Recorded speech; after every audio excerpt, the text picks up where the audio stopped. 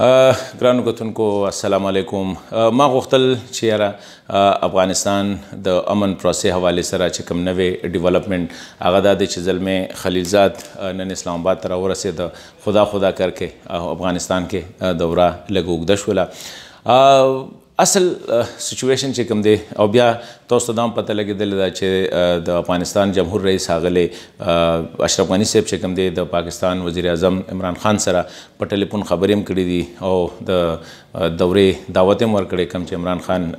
قبول کړی دی. دا یو سپیشل سچویشن مخې ته را روان دی. زه یو خبره کومه چې کله نه سعودي عرب کې جده ښار کې چې کوم میټینګ به کېده د طالبانو او د امریکې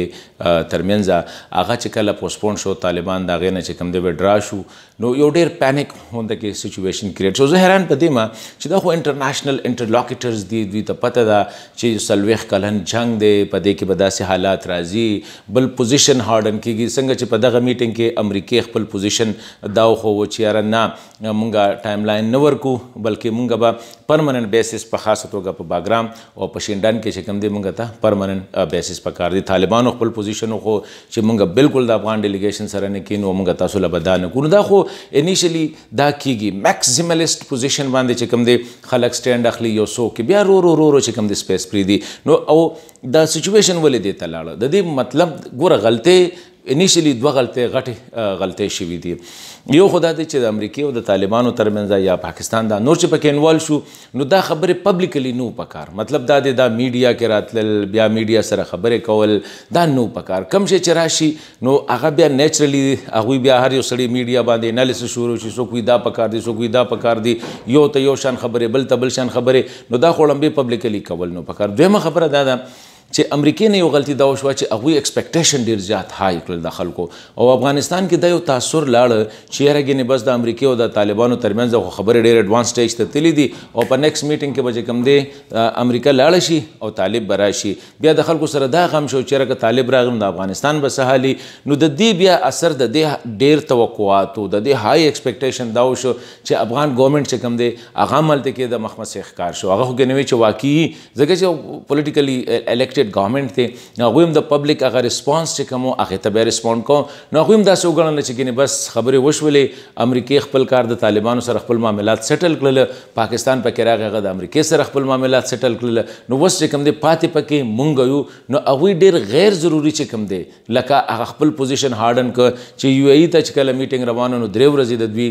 ډیلیګیشن چې کوم دی هلته کې ناستو په لابي کې بیا دا ووایي چې په دا روان ټاکس جده کې چې کوم پروسس دی په دې کې به خامخا دوی هلته کې کېناستل غوښتل چې زموږ سره به طالبانو باندې ایکسټراډنري پریشر د پاکستان د طرفه د یو ای د طرفه سعودي عرب د طرفه امریکې د طرفه چېرې خامخا به دوی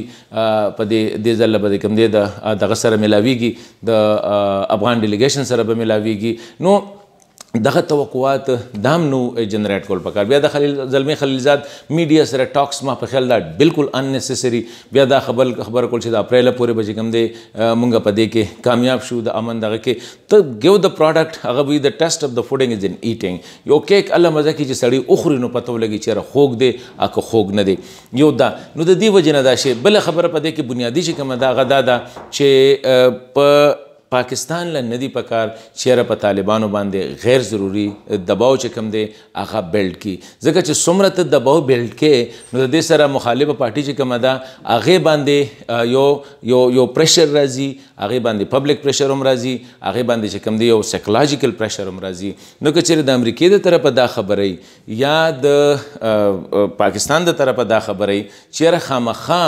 ته طالب په دې باندې مجبورې چې یاره دې راشي او دې تا سره خبرې وکړي او که هغه خبرې نه کړي نو بیا ته له دغه شانتې پکړده کړ لکه څنګه چې په پېښور کې د دوی پخوانی وزیر حافظ محب الله چې کوم دی هغه اریسټ کو بیا رپورټ راغله چې هغه چې کوم دی هغه ریلیز هم کو نو دې سره به زما په خیال باندې په ټاکس پروسس باندې د پازیټیو په ځای باندې یو نیګیټیو اثر پرېوځي طالبان به نور ځان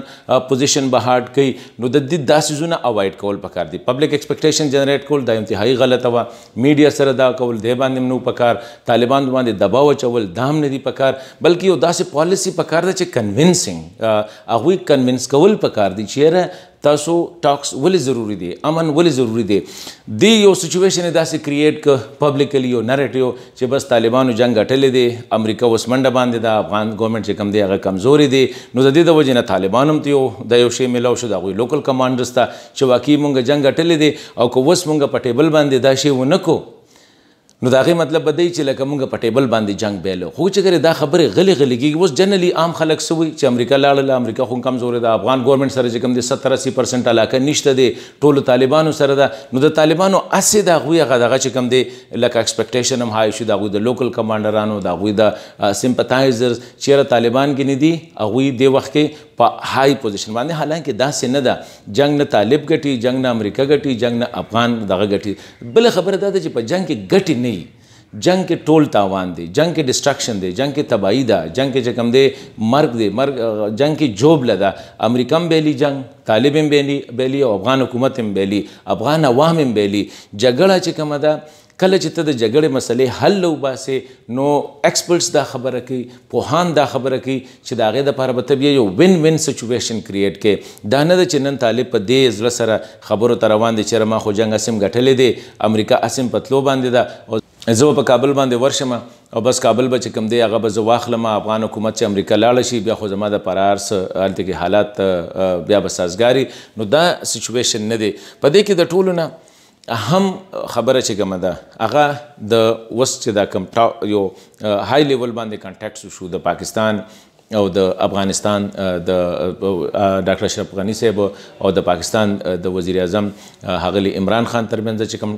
ټلیفونیک ډسکشن شو په هغې کې د دورې خبره وشوله نو دا پازیټیو څیزونه دي په دې کې به لږ د حوصلې نه لږ نه بلکې ډېر د حوصلې نه به کار اخیستل پکار وي پبلک نریټیو چې کوم دی هغه نه دي بیلډ کول په دې حوالې سره د شکست او د فتح چې کوم دی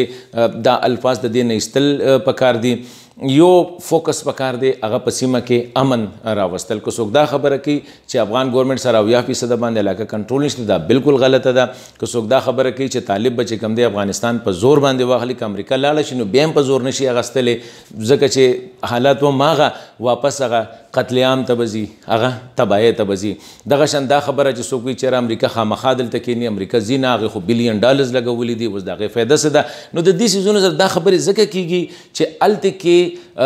یو د ټاکس دا څونه پروسس چې کوم دی دا پبلکلی کیریډ آوټ شو دا په میډیا باندې ډسکس شو نو زه دا خبره کومه اخره کې چیرې د میډیا نه دا خبره چې کوم دی بالکل په پټه نور ټاکس کېږي نو ما په خیال ښه به دا وي چې هغه بیهایند د ډور کلوز ډور په یو داسې ځای کې وشي په قطر کې هم نه دي پکار په پاکستان کې هم نه دي پکار په UAE کې هم نه دي پکار بلکې زه یم چې په یو داسې ملک کې وشي چې هلته کې بالکل د چا خیال هم نه وي چې یو داسې ځای کې چې هلته کې د میډیا هم خیال نه وي او نه هلته کې دا مسله خلکو ته پته وي چېرې د افغانستان مسله څه ده او په دې باندې څه خبرې روانې دي هله به دا خبرې کامیابي کېږي که نه مونږ دغه شانتې د دې باندې ډیبیټ کو پبلک ډسکشن کو نو زه دا ګڼم چې د دې د کامیابۍ چانسز به بیا ډېر زیات کم وي په اخره کې زه یو خبره دا وکړم چې زلمې خلیلزاد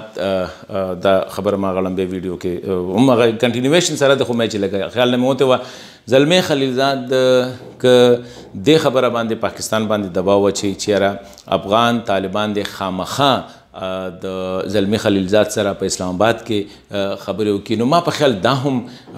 ماته صحیح خبره نه ښکاري ضروري ده چې زلمې خلیلزاد سره که ملاو شي نو دوی به څه وکړي آیا په دې یو میټینګ کې دوی څه دغه بریک تھرو کوي شي چې نشي کولی نو اننیسیسري پریشر اچول غیر ضروري او دا پریشر دوی ولې اچي د هغې وجه دا ده چې دوی ایکسپیکټیشنز ډېر زیات د خلکو های کړي دي دوی نن دفتر خارجه کې ملاقاتونه لیزا کټس چې کوم ده د هغې تقریبا د 2 ورځو نه راغلې ده هم په پاکستان کې د زلمې خلیلزاد هم په پاکستان کې دی نو زه دا خبره کوم چې پاکستان لا دا د امریکې پریشر چې کوم دی چېرې دا طالبانو باندې نه دی ډایورټ کول پکار یا د افغان ګورنمنټ ته چې کوم دی دا ډایورټ کول نه دی پکار بلکې پروفیشنلی چې کوم دی